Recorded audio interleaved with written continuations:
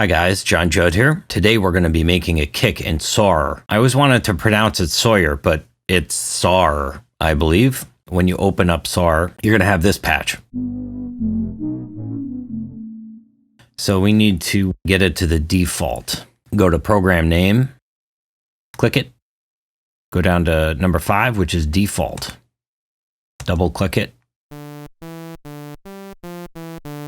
If at any time you've messed with the default and you want to get back to the default because you've messed something up, for some reason Sawyer doesn't let me get back to the default. Like if I just messed with one of these parameters, let's say I mess with some of these. Let's say I mess with those parameters and I wanted to get back to default. Click default and it doesn't work. The way to get around that, go to some other different patch and then go back to the default. You're actually back at the default. That seems like some kind of programming problem. That said, here we go. We're going to start into making a kick in Sawyer. I'm going to take you through this in the way it made sense to me. So the first thing we're going to do, we're going to this area, and specifically this, it's not really labeled, but this is the ADSR for Sawyer. Sawyer. Boy, that Sawyer, that doesn't fall naturally on my lips. I want to say Sawyer. I'll probably end up just saying Sawyer by the end of this video. Here's what the default sound is.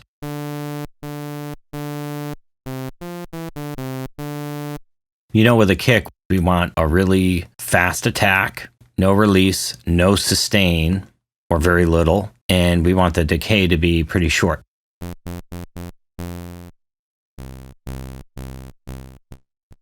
Now, if I make it as short as it probably needs to be later in the patch, you're not going to hear it. Like it probably is going to end up being about here, and we have nothing. So what we're going to start with is a kick that's going to be way too long for the moment. And as we get closer, we're going to fine tune this. So let's just assume it's headed in the right direction. Or maybe it isn't. Maybe this kick will be a mess. Who knows? I should also preface this by saying no kick is right for every single genre of music. You're going to have to work with it a little bit to find what's right for your kind of music. Okay, so right now we have this. And we're going to go over to the voices section, which is here. What we would like to do is fatten it up a little bit. Oh, we don't need any detuning, but we are going to fatten it up. So we're going to put the unison voices on 8. Now, I don't know if you can hear that. I'm going to play it again, but every time I'm hitting the key on my keyboard, the start of the patch sounds different.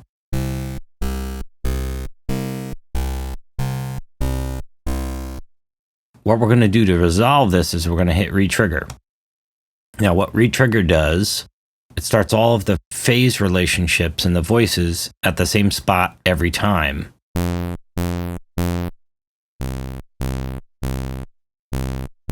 But that solidified it a little bit. Listen to this.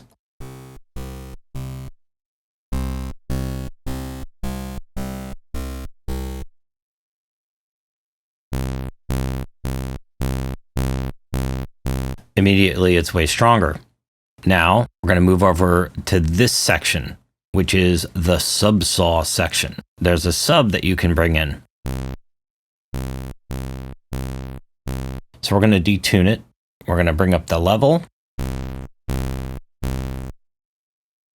We're going to retrigger. By the way, you should be listening on headphones or monitors or something where you can hear the entire spectrum. If you're just listening on a phone, you're not going to hear all this.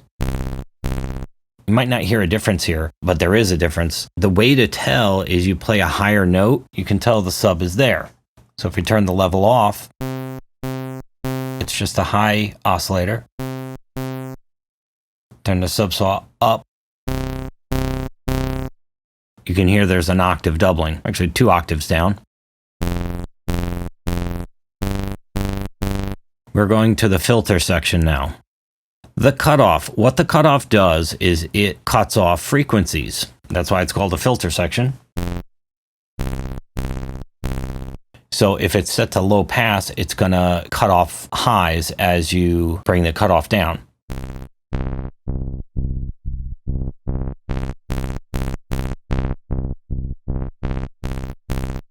They have two forms of low pass, a high pass and a band pass. A band pass lets a selected group of frequencies through the filter. So obviously this is only letting high frequencies through right now. And as we bring it down,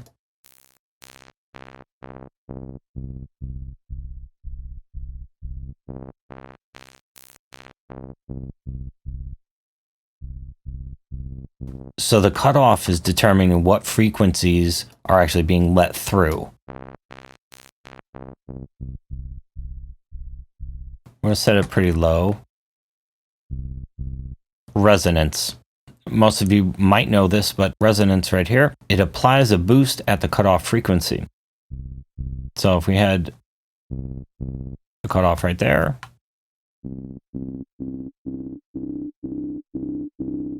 it's kind of strong now in certain frequencies.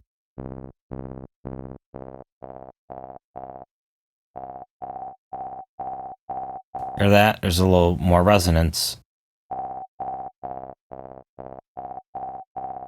I'm going to make this kind of low.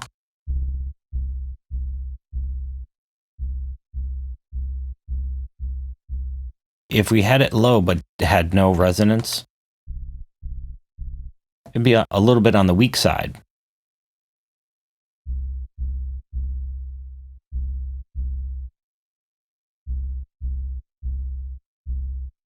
We're getting closer.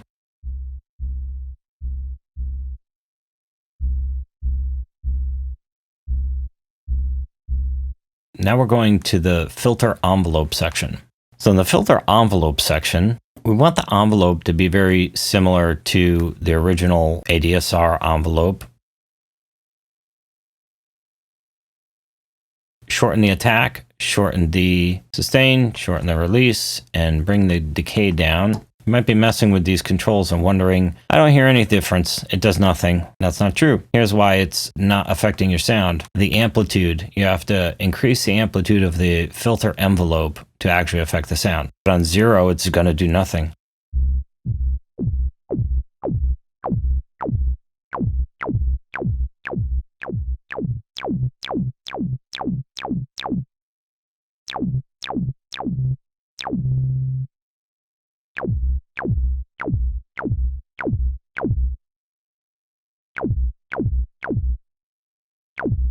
So now it's just lasting too long. The ADSR envelope up here and also in the filter envelope right here, those are going to be very key controls and how long the kick is going to be, and they're just super important.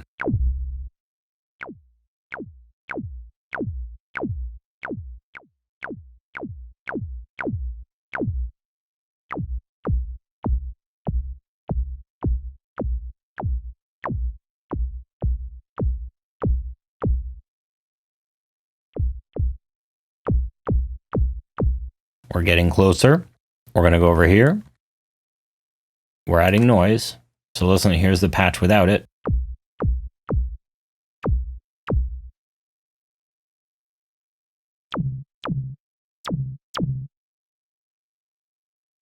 I have to bring the cutoff up a little bit so you can hear what's happening over here.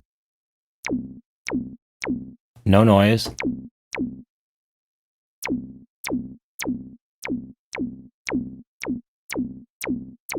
So you can hear something was added. Sync frequency. We're going to turn this on. What this knob is doing is it's adding extra harmonic content.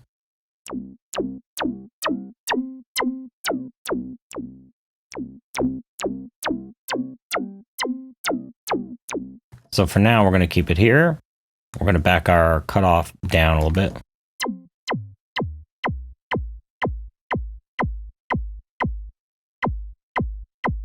Well, now listen to that. All of a sudden, we have something that actually does sound somewhat like a kick.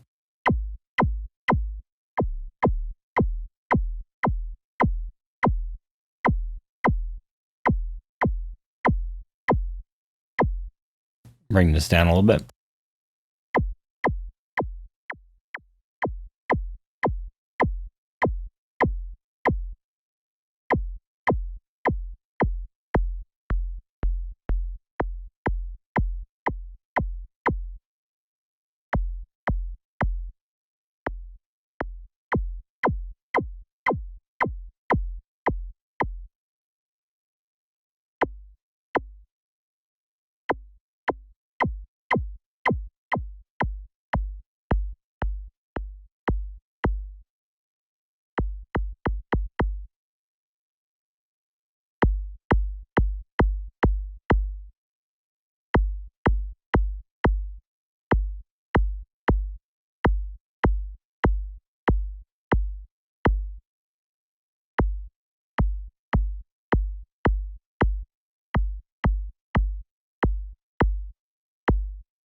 we are now at least in the ballpark of a kick.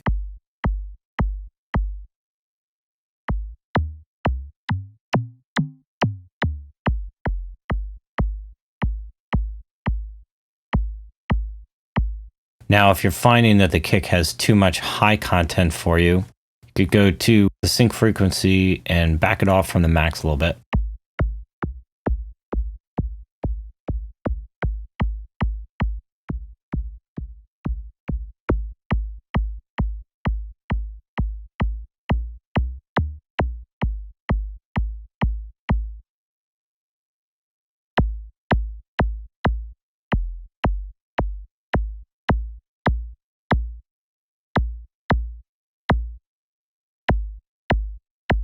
It's in the ballpark. I would probably sit and mess with it a little bit more.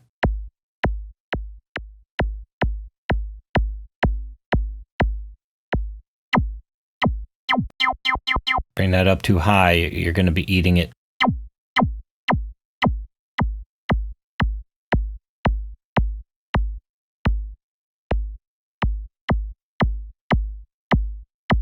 That sounds pretty solid to me. Now, the key controls that you're going to have to play with and balance are going to be the ADSR envelope, the filter ADSR envelope, the amplitude of the filter envelope, the filter cutoff, and how much harmonic content is being added by the sync frequency knob, which is right here. So the one drag about this, the cutoff right here is actually controlling the pitch of the kick. If we look down here at Wave Candy, about 60. So if you want your kick to be tuned to a song or something like that, you're really going to have to tweak it and get the tuning right, or print the kick and then figure out what frequency it is and pitch it. I'd probably spend some time tweaking this a little more on my own. And obviously the kind of kick is genre dependent. One last thing just to show you. Here it is in Fruity Parametric EQ2. As I bring the cutoff up, it's controlling the pitch. You're going to watch this lowest pitch head upward as I push the cutoff up.